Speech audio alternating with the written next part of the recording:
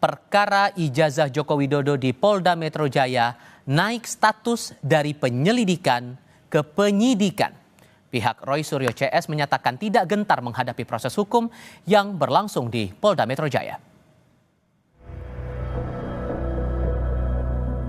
Polda Metro Jaya telah meningkatkan status perkara tudingan ijazah palsu Joko Widodo dari penyelidikan menjadi penyidikan. Dengan status penyidikan, artinya akan segera ada nama tersangka.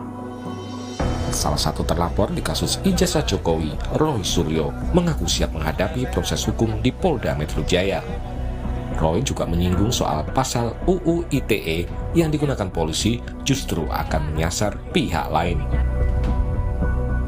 Kan ke penyidikan, ya silakan nanti lakukan penyidikan sebaik-baiknya dan buktikan memang kalau ada pasal-pasal itu terbukti atau enggak. Karena kita juga tahu lah ada beberapa pasal yang selundupan di Undang-Undang ITE itu pasal 32, 35. Saya kebetulan yang ikut membuat pasal-pasal itu jauh panggang dari api pasal itu ya, karena pasal itu digunakan untuk kalau kita merekayasa sebuah objek elektronik, kemudian mengupload dan kemudian membuat bisa diakses. Nah itu justru orang lain harus yang kena. Dian Sandi itu yang pertama kali melakukan itu gitu. Saya sama sekali tidak mengubah, tidak mentransmisikan, tidak melakukan apapun. Tapi nggak apa-apa, silakan saja nanti diikutin dan saya siap menjalani itu dan biarkan publik yang menilai. Senada dengan Roy, Rismon Sianipar juga mengaku tidak gentar menghadapi proses hukum yang berlangsung di Polda Metro Jaya. Rismon menyebut akan melawan apa yang disebutnya sebagai kriminalisasi dalam perkara ijazah Jokowi. Kami tidak gentar sama sekali ya untuk menghadapinya karena kami berbasis ilmiah dan berbasis sains dan fakta-fakta di lapangan, sehingga kami akan lawan ya segala bentuk kriminalisasi terhadap kami.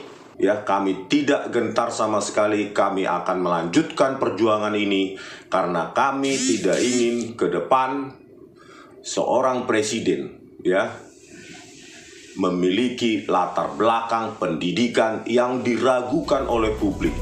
Polda Metro Jaya menyatakan menemukan unsur pidana dalam perkara ijazah Jokowi. Salah satunya aduan yang dilaporkan Jokowi pada 30 April lalu terkait pencemaran nama baik dan fitnah. Polda Metro Jaya juga menerima 5 laporan soal ijazah Jokowi lainnya. 3 diantaranya juga naik ke tahap penyidikan. Terhadap laporan polisi yang pertama, pelapornya adalah Saudara Insinyur HJW, ditemukan ya, hasil penyelidikan sudah ditemukan dugaan peristiwa pidana sehingga perkaranya ditingkatkan ke tahap penyidikan. Yang 3 juga